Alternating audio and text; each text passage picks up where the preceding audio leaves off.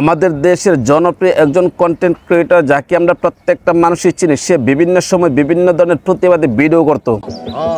আর প্রতিবাদী ভিডিও করতে করতে সে একসময় গিয়ে হঠাৎ করে ভাইরাল হয়ে যায়। আর যখন ভাইরাল হয়ে গিয়েছে তখন কিন্তু মানুষের তাকে খুব ভালো করে চিনেছে। আর যখন সে ভালো করে চিনেছে তখন তার একটা প্রেমিকা ছিল, প্রেমিকাটা হঠাৎ করে চলে গিয়েছে।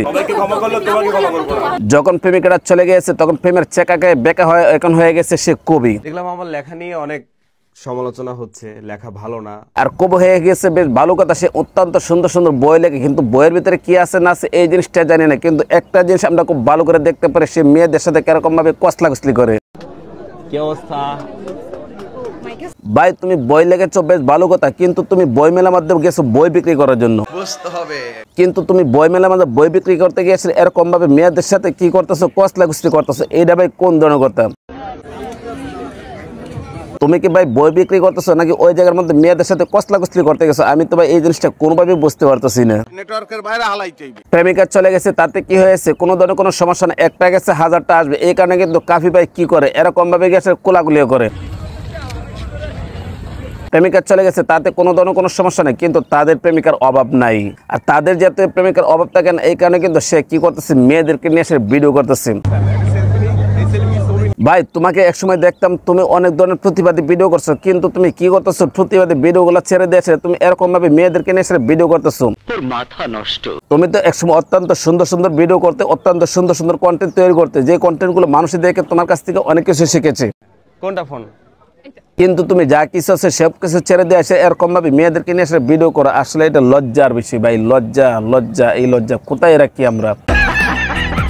ভাই, আপনি হাসতেছেন, আসলে কাফি ভাইয়ের এই ভিডিওগুলো দেখার পর আমি খুব অবাক হয়ে গেছি। আচ্ছা ভাই, আমি কোনোভাবে বুঝতে পারলাম না এই জায়গার মধ্যে গেছে সে বই কেনার জন্য, কিন্তু তুমি তার হাত ধরে এরকম ভাবে কসলাকসি করতেছো কিসের জন্য? নাকি তাকে দেখার পরে তোমার অতীতের কথা মনে পড়ে গেছে? আসলে প্রাক্তনকে কখনো কোনো সময় বলা যায় না। ভালোবাসার মানুষ দূরে চলে গেলে আসলে ভাই এই জিনিসটা আমিও বুঝতে পারি, ভালোবাসা যে কিরকম জিনিস। যদি কোনো একটা মানুষে একবার কারো প্রেমে পড়া যায় তখন কিন্তু তাকে কোনোভাবে বলা যায় না, যাকে এ বেশি কোনো ধরনের কোনো কথা বলবে না। কিন্তু বেশিটা হচ্ছে ফুল কোথায়? ফুল কোথায়? ফুল নিয়ে আসেন নাই? এই জায়গার মধ্যে সে গেছে বই কেনার জন্য, তাকে বলতেছে তুমি ফুল নিয়ে আসলা না কেন? আচ্ছা ভাই, সে কি তোমার সাথে প্রেম করতে গেছে? সে যদি তোমার সাথে প্রেম করতে যাইতো তাহলে কিন্তু অবশ্যই ফুল নিয়ে যেত, কিন্তু সে ফুল নিয়েছে না, এই কারণে তাকে বলতেছে তুমি ফুল আনলা না কেন? ফুল কোথায়? ভাই, এইটা তো ভালোবাসার জায়গা না, সেটা হচ্ছে তুমি বই বিক্রি করার জায়গা। তাহলে তুমি বই বিক্রি করবা, তুমি তাকে বলতেছো ফুল আনলা না কেন? তুমি কি আমার ডেলি হবে? বাইরে ভাই, কাফি ভাই কি হয়ে গেছে কোনো কিছু বুঝতে পারলাম না। কাফি ভাই ছিলেন একজন কন্টেন্ট ক্রিয়েটর, আর সে হয়ে গেছে একজন সাহিত্যিক, কবি, নরন্দাবিন কাফি ভাই। বাট আমার কাছে যেটা আছে সেটা আমি দিচ্ছি। আসলে ভাই, আমরা একটা জিনিস বুঝি কি জানেন, যে মানুষটা একটু ভালো কাজ করে তখন কিন্তু তাকে নিয়ে অনেক ধরনের অনেক সমালোচনা করে। তো কাফি ভাই যে বইগুলো লিখেছে, বইগুলোর ভিতরে যে কি আছে জানি না। এই বইগুলোর ভিতরে যে কি আছে একমাত্র যারা বইগুলো পড়েছে তারাই জানে। আমি অনেকটি বই পড়েছি তার, কিন্তু আমি কোনোভাবে বুঝি না সে যতগুলো বই লিখেছে সবগুলো হচ্ছে প্রেমিক প্রেমিকাকে নিয়ে এসে আলোচনা। আমাকে নিয়ে আরো সমালোচনা করুন, কিভাবে প্রেম করতে হবে, কিভাবে প্রেম ভেঙে গেছে, কিভাবে প্রেম আবার জোড়া লাগাবে, এসব বেশি নিয়ে আসা কিন্তু তার বইগুলো। 2020 মানে 2020 সালে সে বইগুলো বের করেছে অনেকদিন আগে, কিন্তু এতদিন পর্যন্ত কোনো আলোচনা আসছিল না বইয়ের বিষয়ে।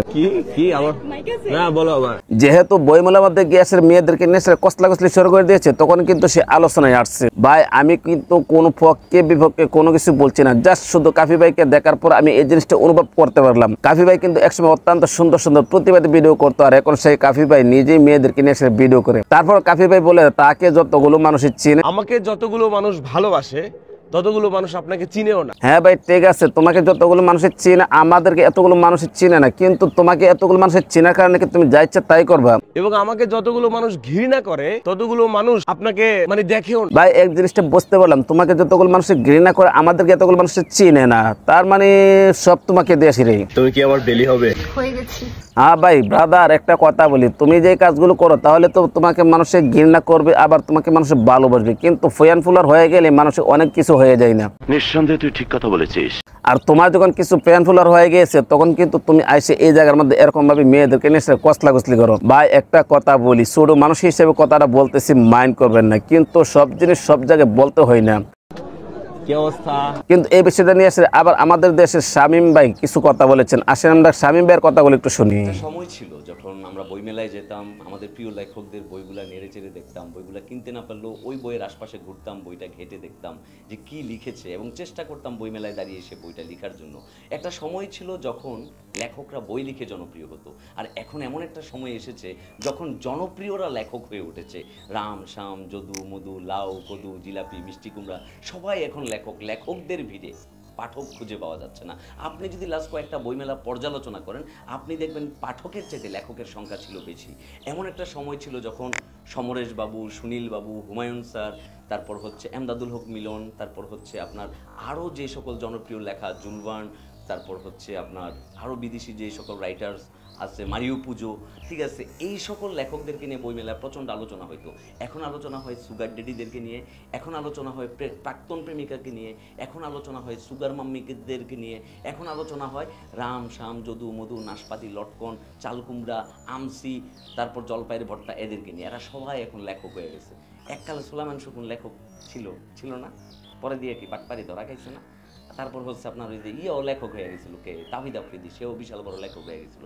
তো তোরা যখন লেখক হয়ে যাস ভাইয়া, তখন মূল লেখকরা কবরের ভিতরে নিজের দিকে নিজে মনে করে কি কি ভুলটা করছি জীবনে লেখক। তো শামীম ভাই যে কথাগুলো বলেছেন এর ফালটা উত্তর কিন্তু আবার কাফি ভাই দিয়েছিল। কাফি ভাই ভিডিওটা আমি এই জায়গায় আনলাম না, কারণ হচ্ছে যদি এই জায়গায় আনি তাহলে ভিডিওটা অনেক বড় হয়ে যাবে।